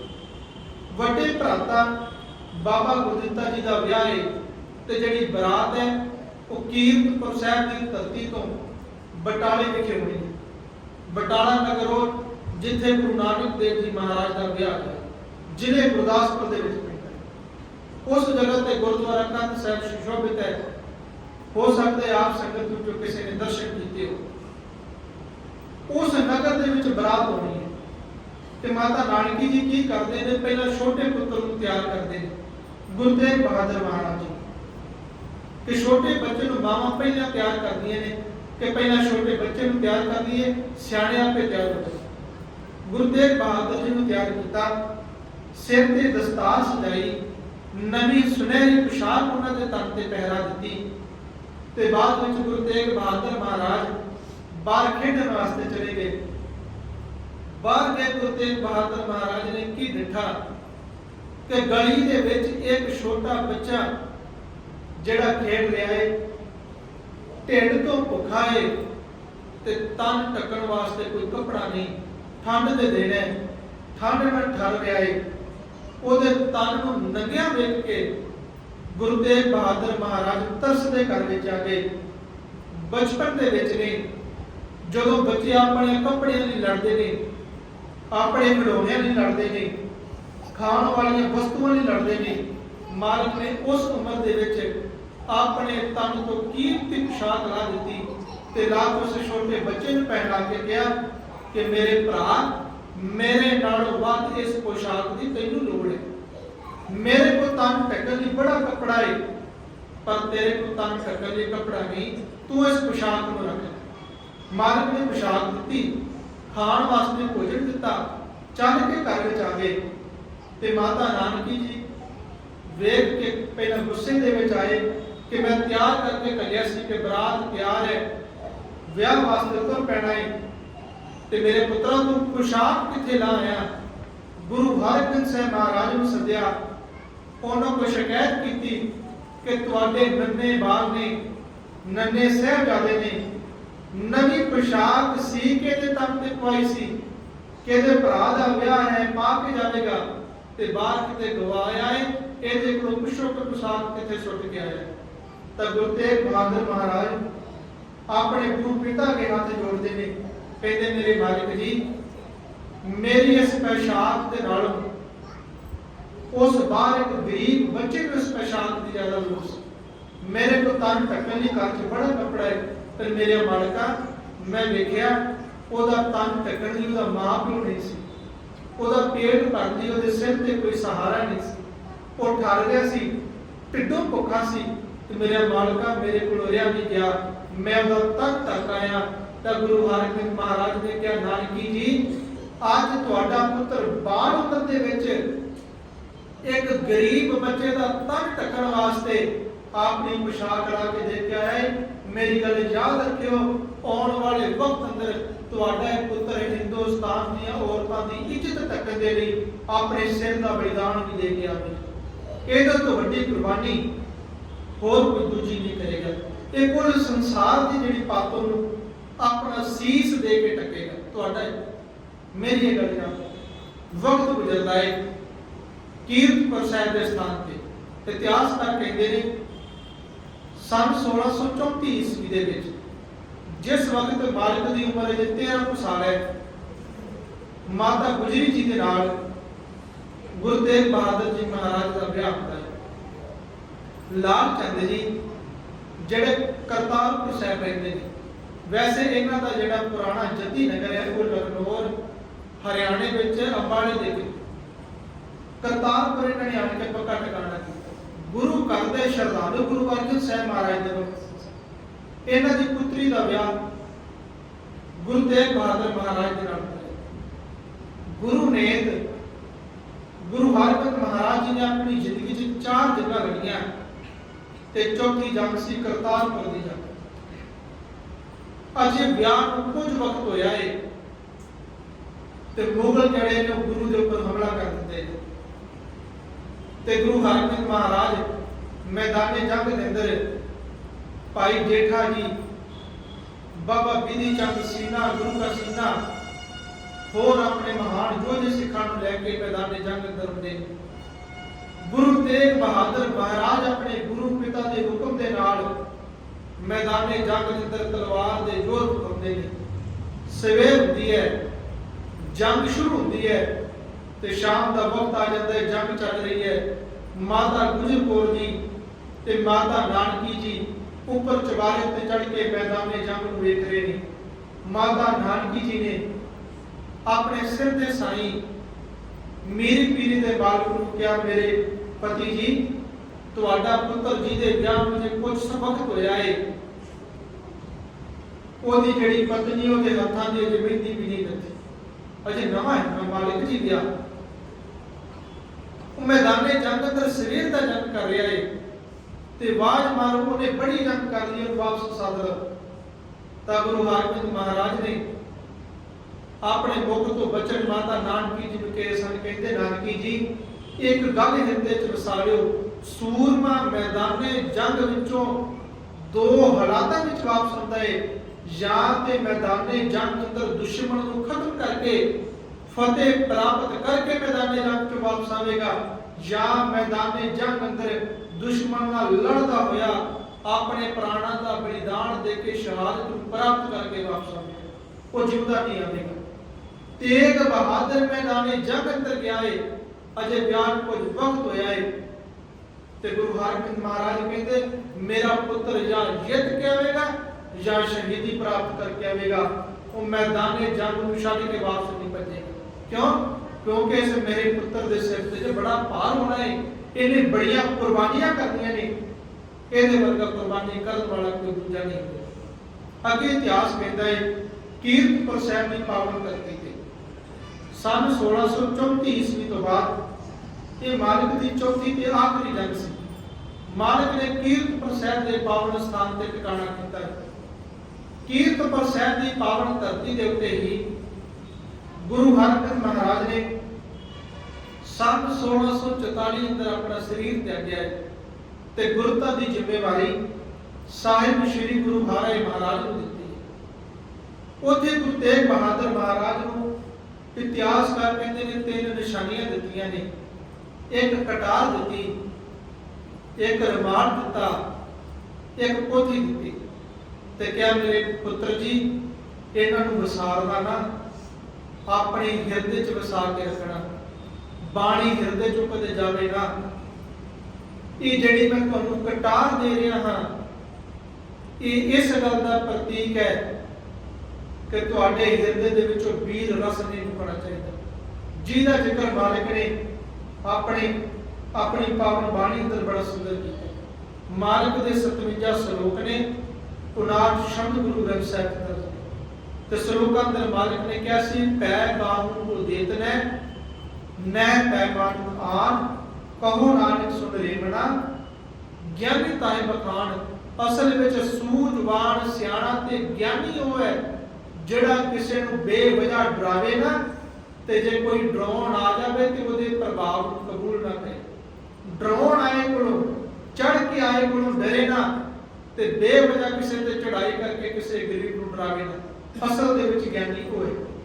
ਭਗਤ ਕਬੀਰ ਜੀ ਨੇ ਇਸੇ ਕਰਕੇ ਕਿਹਾ ਸੀ ਕਿ ਜਈਆ ਜੋ ਜਾਣੇ ਦੁਰਮਤ ਹਨ, ਕਰ ਬਸਤਾਇਆ ਗਾਓ, ਰਣ ਤੋਂ ਭਾਜੇ ਨਹੀਂ, ਸੂਰਾ ਤਾਰੋ ਨਾਲ। ਸੂਰਮਾ ਉਹ ਹੈ ਜਿਹੜਾ ਮੈਦਾਨੇ ਜੰਗ ਨੂੰ ਵੇਖ ਕੇ ਭੱਜ ਨਾ ਜਾਵੇ, ਉਹ ਸੂਰਮਾ ਹੈ। ਭਗਤ ਕਬੀਰ ਜੀ ਕਹਿੰਦੇ ਸਨ ਕਿ ਨਾਹੇ ਦੇਵ ਨਾ ਭਾਜੀਐ ਪਰਮ ਸਿਆਣਪ, ਇਹ ਜਿਹੜੀ ਚੀਜ਼ ਤੈਨੂੰ ਸੰਸਾਰ ਵਿੱਚ ਅਸੰਭਵ ਲੱਗੇ ਉਹਨੂੰ ਵੇਖ ਕੇ ਕਦੇ ਭੱਜੀ ਨਾ। ਇਹ ਵਕਤ ਕਦੇ ਗੁਰੂ ਤੇਗ ਬਹਾਦਰ ਮਹਾਰਾਜ ਦੇ ਅੱਗੇ ਆਇਆ ਜਦੋਂ 17 ਕਸ਼ਮੀਰੀ ਪੰਡਤ ਇਕੱਠੇ ਹੋ ਕੇ ਹਿੰਦੁਸਤਾਨ ਦਾ ਭ੍ਰਮਣ ਕਰਦੇ ਨੇ। ਕਦੀ ਆਪਣੇ ਕਿਸੇ ਧਾਰਮਿਕ ਸਥਾਨ ਤੇ ਗਏ, ਕਦੀ ਕੇਦਾਰਨਾਥ ਗਏ, ਕਦੀ ਦਵਾਰਕਾ ਵਿੱਚ ਕ੍ਰਿਸ਼ਨ ਜੀ ਦੇ ਮੰਦਿਰ 'ਚ ਗਏ, ਕਦੀ ਸੋਮਨਾਥ ਵਿੱਚ ਜਗਨਨਾਥਪੁਰੀ ਗਏ, ਕਦੀ ਉਹ ਅਯੁੱਧਿਆ ਗਏ। ਜਦੋਂ ਉਹਨਾਂ ਦੀ ਕਿਸੇ ਜਗ੍ਹਾ ਤੇ ਕਿਸੇ ਨੇ ਬਾਹ ਨਾ ਫੜੀ, ਆਖਰ ਥੱਕ ਹਾਰ ਕੇ ਗੁਰੂ ਤੇਗ ਬਹਾਦਰ ਮਹਾਰਾਜ ਦੇ ਚਰਨਾਂ 'ਚ ਅਨੰਦਪੁਰ ਸਾਹਿਬ ਦੀ ਧਰਤੀ ਤੇ ਆ ਕੇ ਕਹਿੰਦੇ ਨੇ, ਮੇਰਿਆ ਮਾਲਕਾ, ਔਰੰਗਜ਼ੇਬ ਨੇ ਇਹ ਗੱਲ ਠਾਣ ਲਈ ਹੈ ਕਿ ਹਿੰਦੁਸਤਾਨ ਦੇ ਵਿੱਚ ਮੈਂ ਹਿੰਦੂ ਨਹੀਂ ਰਹਿਣ ਦੇਣਾ। ਇੱਥੇ ਕੇਵਲ ਇੱਕ ਧਰਮ ਹੋਵੇਗਾ, ਉਹ ਧਰਮ ਹੋਵੇਗਾ ਮੁਸਲਮਾਨ। ਉਹਦੇ ਬਿਨਾ, ਇਸਲਾਮ ਤੋਂ ਬਿਨਾ ਕੋਈ ਦੂਜਾ ਧਰਮ ਹਿੰਦੁਸਤਾਨ ਵਿੱਚ ਨਹੀਂ ਚੱਲੇਗਾ। ਤੇ ਗੁਰੂ ਤੇਗ ਬਹਾਦਰ ਜੀ ਕਹਿੰਦੇ ਕੀ ਕੀਤਾ ਜਾਵੇ? ਤਾਂ ਕਹਿੰਦੇ, ਮਾਲਿਕ ਜੀ, ਸਾਡੇ ਧਰਮ ਦੇ ਲਈ ਕੋਈ ਕੁਰਬਾਨੀ ਕਰੋ। ਬਾਲ ਗੋਬਿੰਦ ਰਾਏ ਜੀ ਬਾਹਰੋਂ ਖੇਡਦੇ ਆਏ, ਕਹਿੰਦੇ, ਪਿਤਾ ਜੀ, ਪੰਡਤ ਨਾਰਾਜ਼ ਕਿਉਂ ਨੇ? ਇਹਨਾਂ ਦੀ ਮਾਯੂਸੀ ਦਾ ਕੀ ਕਾਰਨ ਹੈ? ਤਾਂ ਗੁਰੂ ਪਿਤਾ ਨੇ ਕਿਹਾ ਸੀ, ਪੁੱਤਰ ਜੀ ਇਹਨਾਂ ਦਾ ਧਰਮ ਸੰਕਟ ਵਿੱਚ ਹੈ। ਤੇ ਬਾਲ ਗੋਬਿੰਦ ਰਾਏ ਕਹਿੰਦੇ, ਮਾਲਕ ਜੀ ਸੰਕਟ ਦੂਰ ਕਿਵੇਂ ਹੋਵੇ? ਤਾਂ ਮੇਰੇ ਮਾਲਕ ਨੇ ਕਿਹਾ, ਜੇ ਕੋਈ ਵੱਡਾ ਧਰਮਾਤਮਾ ਮਹਾਂਪੁਰਖ, ਕੋਈ ਪੈਗੰਬਰ, ਅਵਤਾਰ, ਔਲੀਆ, ਗੁਰੂ ਜੇ ਆਪਣੇ ਪ੍ਰਾਣਾਂ ਦਾ ਬਲੀਦਾਨ ਦੇ ਦੇਵੇ ਤਾਂ ਇਹਨਾਂ ਦੇ ਧਰਮ ਨੂੰ ਬਚਾਇਆ ਜਾ ਸਕਦਾ ਹੈ। ਤਾਂ ਗੁਰੂ ਗੋਬਿੰਦ ਸਿੰਘ ਮਹਾਰਾਜ ਬਾਲ ਗੋਬਿੰਦ ਰਾਏ जी ने क्या सी, कहते मालिक जी आपसे बढ़कर और कौन कोई धर्मात्मा है? अगर कोई है तो वो परमात्मा है। मेरे मालिक जी तुहाडे तो बड़ा संसार ते धर्मात्मा है कोई दूजा नहीं। ते मेरे मालिक जी तुसी कुर्बानी दो, इन्हां दे धर्म नूं बचा लो।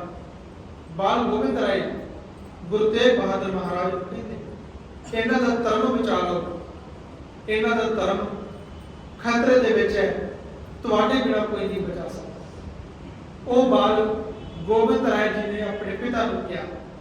गुरु तेग बहादुर जी महाराज इतिहासकार कहते ने, ਉਹਨਾਂ ਨੇ ਪੰਡਤਾਂ ਨੇ ਫਰਿਆਦ ਵਾਸਤੇ ਬਾਹਾਂ ਚੁੱਕੀਆਂ ਤੇ ਕਵੀ ਨੇ ਬੜਾ ਸੁੰਦਰ ਲਿਖਿਆ ਸੀ। ਉਹ ਕਹਿੰਦਾ ਹੈ ਕਿ ਗੁਰੂ ਤੇਗ ਬਹਾਦਰ ਜੀ ਮਹਾਰਾਜ ਨੇ ਕਿਹਾ ਕਿ ਗੁਰੂ ਤੇਗ ਬਹਾਦਰ ਬੋਲਿਆ, ਤਰ ਪਈਏ ਧਰਮ ਨਾ ਛੋੜੀਏ, फिर बाहें जिन्हां दी पकड़ी है सिर दीजे बाहें ना छोड़ीए। मालिक कहता सी जिन्हां दी बाह फड़ लेंदे आ असी अपना सिर ते दे दिंदे आ, पर जिहदी बाह फड़ लियो दी बाह कदे मंझ तार दे विच छड़ दिंदे। मालिक ने कहा सी ना कि ढूंढ सज्जन संत पक्कियां कच्चड़ियां से तोड़, ढूंढ सज्जन संत पक्कियां ओए जवंदे विछड़े, ओए मोया ना जाए सोड़। मालिक कहते जे किते सच्चे सज्जन ਨੂੰ ਲੱਭਣਾ ਹੈ ਤੇ ਕਹਿੰਦੇ ਉਸ ਸੱਜਣ ਨੂੰ ਲੱਭੀ ਜਿਹੜਾ ਮਰਨ ਤੋਂ ਬਾਅਦ ਵੀ ਤੇਰੀ ਬਾਹ ਨਾ ਛੱਡੇ। ਉਹ ਸੱਜਣ ਕਿਹੜਾ ਹੈ ਪੜਿਓ?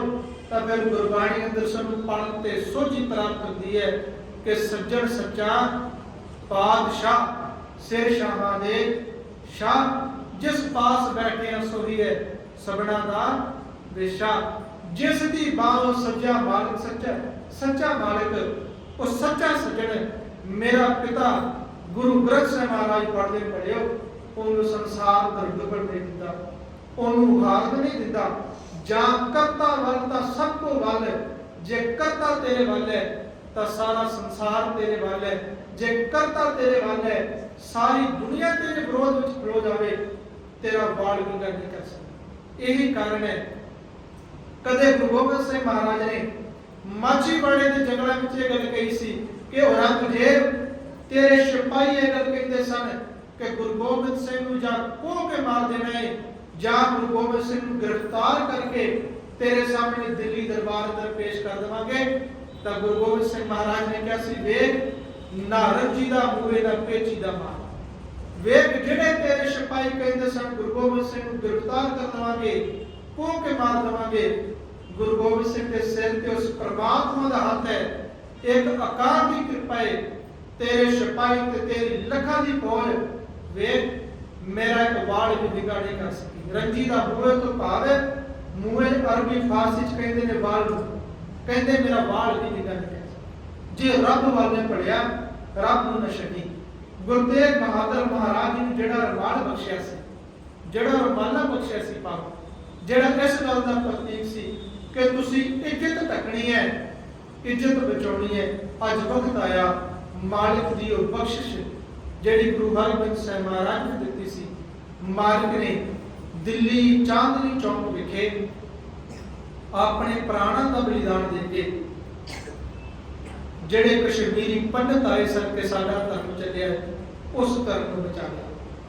पर एक गल मैं समाप्ति अंदर संगत जी जरूर करा, जो गुरु नानक साहिब महाराज का धर्म है इस सांझीवालता का धर्म, ਇਹ ਕਿਸੇ ਇੱਕ ਦਾ ਪੱਖ ਨਹੀਂ ਪੂਰਦਾ, ਇਹ ਕਿਸੇ ਇੱਕ ਖਾਸ ਦੀ ਵਿਰੋਧਤਾ ਵੀ ਨਹੀਂ ਕਰਦਾ। ਵੈਸੇ ਤੁਸੀਂ ਗੁਰੂ ਨਾਨਕ ਸਾਹਿਬ ਦੀ ਬਾਣੀ ਪੜ੍ਹੋਗੇ ਨਾ, ਮਾਲਕ ਨੇ ਇੱਕ ਬੜਾ ਸੁੰਦਰ ਸ਼ਬਦ ਆਪਣੇ ਵਕਤ ਦੇ ਇਤਿਹਾਸ ਤੇ ਹਾਲਾਤਾਂ ਨੂੰ, ਸਮਾਜਿਕ ਤੇ ਧਾਰਮਿਕ ਹਾਲਾਤਾਂ ਨੂੰ ਦਰਸਾਉਂਦਾ ਹੈ। ਉਹ ਸ਼ਬਦ ਉਚਾਰਨ ਕੀਤਾ ਸੀ। ਮਾਲਕ ਕਹਿੰਦੇ ਨੇ ਕਿ ਆਦ ਪੁਰਖ ਕੋ ਅੱਲਾ ਕਹੀਏ, ਸ਼ੇਖਾਂ ਆਈ ਵਾਰੀ ਜਦੋਂ ਹਿੰਦੁਸਤਾਨ ਤੇ ਮੁਗਲਾਂ ਦਾ ਰਾਜ ਹੋਇਆ, ਜਿਹੜੇ ਹਿੰਦੂ ਭਾਈ ਵੀ ਨੇ ਉਹਨਾਂ ਨੇ ਕੁਰਾਨ ਨੂੰ ਭਲਾ ਕਹਿਣਾ ਸ਼ੁਰੂ ਕਰ ਦਿੱਤਾ। ਰਾਮ ਰਾਮ ਕੋਈ ਨਹੀਂ ਕਹਿੰਦਾ, ਸਾਰੇ ਅੱਲਾਹ ਅੱਲਾਹ ਕਹਿਣ ਲੱਗੇ। ਕਿਉਂ? ਡਰ ਹੈ।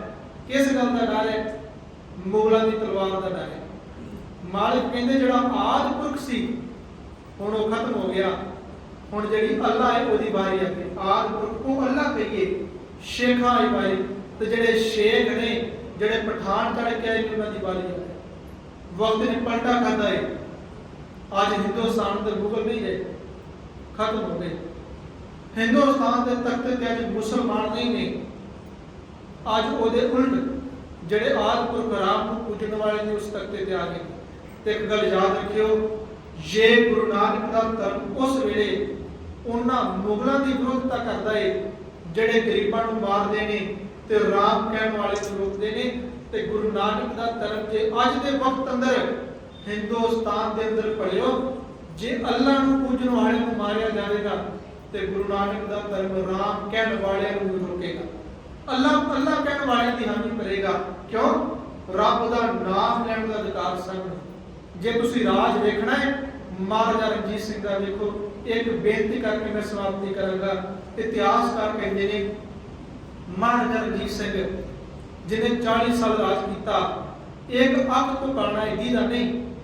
ਉਸ ਮਹਾਰਾਜਾ ਰਣਜੀਤ ਸਿੰਘ ਦੇ ਦਰਬਾਰ ਅੰਦਰ ਇੱਕ ਮੁਸਲਮਾਨ ਨੇ ਸੁਨਹਿਰੀ ਅੱਖਰਾਂ ਨਾਲ ਲਿਖੀ ਕੁਰਾਨ ਭੇਟ ਕਰਨ ਵਾਸਤੇ ਲੈ ਕੇ ਆਇਆ।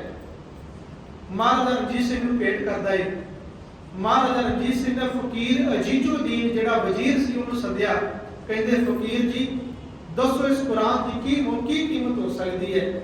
ਤਾਂ ਵਜ਼ੀਰ ਨੇ ਕਿਹਾ ਇਸ ਮੁਸਲਮਾਨ ਲਿਖਾਰੀ ਨੇ ਕਈ ਸਾਲ ਲਾ ਕੇ ਕੁਰਾਨ ਲਿਖਿਆ ਹੈ, ਸੁਨਹਿਰੀ ਅੱਖਰਾਂ ਸੋਨੇ ਦੀ ਸ਼ਹਿਦ ਦੇ ਨਾਲ ਕੁਰਾਨ ਲਿਖਿਆ ਹੈ, ਇਹਦੀ ਕੀਮਤ ਤੇ ਬੇਸ਼ਕੀਮਤੀ ਹੈ, ਬੜੇ ਬਹੁਤ ਲੱਖ ਕੁਰਾਨ ਹੈ।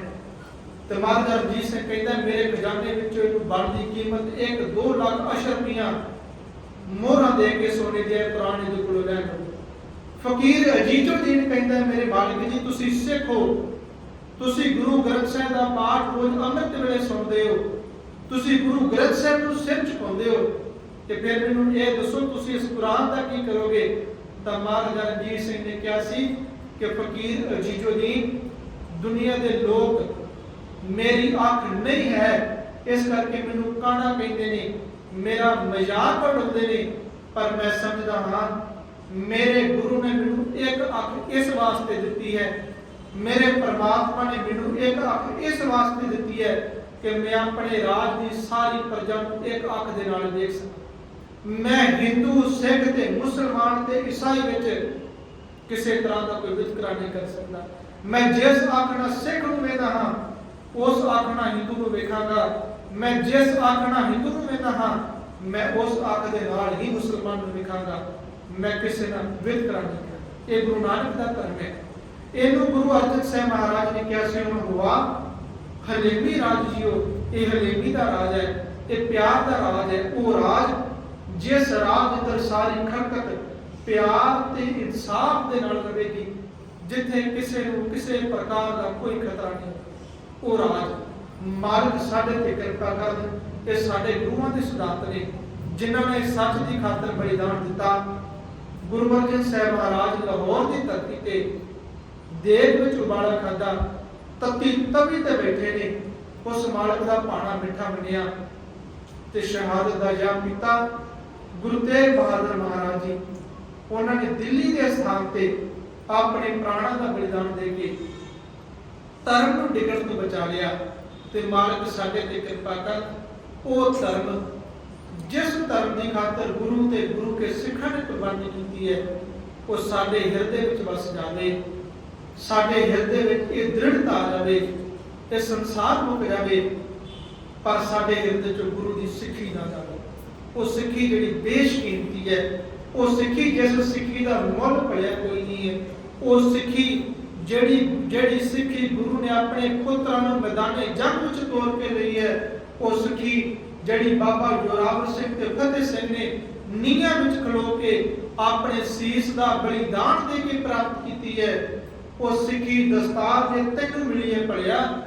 ਉਸ ਸਿੱਖੀ ਦਾ ਮੁੱਲ ਪਾ ਉਹਨੂੰ ਅਜਾਈ ਨਾ ਗਵਾ, ਗੁਰੂ ਦੇ ਚਰਨਾਂ ਨਾਲ ਜੁੜ ਜਾ, ਉਹਦੀ ਬਾਣੀ ਨਾਲ ਜੁੜ ਜਾ, ਉਹਦੇ ਬਾਣੇ ਨਾਲ ਜੁੜ ਜਾ, ਉਹਨੂੰ ਕਦੇ ਵਿਸਾਰੀ ਨਾ। ਆਪ ਸਮੂਹ ਸਾਧ ਸੰਗਤ ਦਾ ਬਹੁਤ ਬਹੁਤ ਧੰਨਵਾਦ। ਚਬਰ ਛਤਰ ਤਖਤ ਦੇ ਮਾਲਕ, ਕਾਇਨਾਤ ਨੂੰ ਸਿਰਜਣਹਾਰ ਮੇਰੇ ਮਾਲਕ ਗੁਰੂ ਗ੍ਰੰਥ ਸਾਹਿਬ ਮਹਾਰਾਜ ਦਾ ਕੋਟਾਨ ਕੋਟ ਸ਼ੁਕਰ ਹੈ। ਉਸ ਮਾਲਿਕ ਨੇ ਕਿਰਪਾ ਕੀਤੀ ਹੈ ਅੱਜ ਦੇ ਇਸ ਪਾਵਨ ਪੁਰਬ ਤੇ ਸਾਨੂੰ ਜੁੜ ਬੈਠਣ ਦਾ, ਗੁਰ ਇਤਿਹਾਸ ਦੀ ਸਾਂਝ ਕਰਨ ਦਾ, ਗੁਰੂ ਦੀ ਪਾਵਨ ਬਾਣੀ ਸਿਧਾਂਤ ਦੀ ਵਿਚਾਰ ਕਰਨ ਦਾ ਸੁਭਾਗ ਬਖਸ਼ਿਆ ਹੈ। ਗੁਰੂ ਦੇ ਚਰਨਾਂ ਵਿੱਚ ਬੈਠਿਆਂ ਸਾਡੇ ਵੱਲੋਂ ਲਿਆ ਗਿਆ ਇੱਕ ਇੱਕ ਸਵਾਸ ਗੁਰੂ ਲੇਖੇ ਵਿੱਚ ਲਾਵੇ। ਗੁਰੂ ਦੀ ਬਾਣੀ, ਗੁਰੂ ਦਾ ਪਾਵਨ ਇਤਿਹਾਸ ਸਾਡੇ ਹਿਰਦੇ ਵਿੱਚ ਵਸ ਜਾਵੇ। ਸਿੱਖੀ ਦੀ ਜਾਨ ਸਾਡੇ ਹਿਰਦੇ, ਸਾਡੇ ਘਰਾਂ ਵਿੱਚ ਲੱਗ ਜਾਵੇ। ਸਾਡਾ ਇਸ ਸੰਸਾਰ ਤੇ ਸੰਪੂਰਨ ਜਾਵੇ। ਸੋ ਇੰਨੀਆਂ ਬੇਨਤੀਆਂ ਨੂੰ ਪ੍ਰਵਾਨ ਕਰਨਾ, ਹੋਈਆਂ ਭੁੱਲਾਂ ਦੀ ਖਿਮਾ ਬਖਸ਼ਣਾ, ਗੁਰੂ ਬਖਸ਼ੀ ਫਤਿਹ ਦੀ ਸਾਂਝ ਪਾਈਏ। ਗੱਜ ਕੇ ਬੁਲਾਓ ਜੀ, ਵਾਹਿਗੁਰੂ ਜੀ ਕਾ ਖਾਲਸਾ, ਵਾਹਿਗੁਰੂ ਜੀ ਕੀ ਫਤਿਹ। ਧੰਨਵਾਦ ਗੁਰੂ ਸਾਹਿਬ ਜੀ। ਰਾਮ ਕਲੀ ਮਹੱਲਾ ਤੀਜਾ। ਆਨੰਦ ਇੱਕ ਓੰਕਾਰ, ਸਤਿਗੁਰ ਪ੍ਰਸਾਦ ਆਨੰਦ ਭਇਆ ਮੇਰੀ ਮਾਈ। ਸਤਿਗੁਰੂ ਮੈਂ ਪਾਇਆ, ਸਤਿਗੁਰ ਤਾਂ ਪਾਇਆ ਸਹਿਜ ਸੇਤੀ। ਮਨ ਭਜੀਆਂ ਵਾਧਾਈਆਂ, ਰਾਗ ਰਤਨ ਕਰਵਾਰ ਭਰੀਆਂ। ਸ਼ਬਦ ਗਾਵਣੇ ਆਈਆਂ।